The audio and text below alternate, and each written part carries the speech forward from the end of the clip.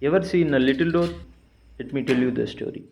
I decided to carve a little door today, not just any little door, one that feel like it's belong to the tiny world. Each cut sharp the small story and doorway waiting for its own adventure. And in next video we will upgrade this door and make it actually open.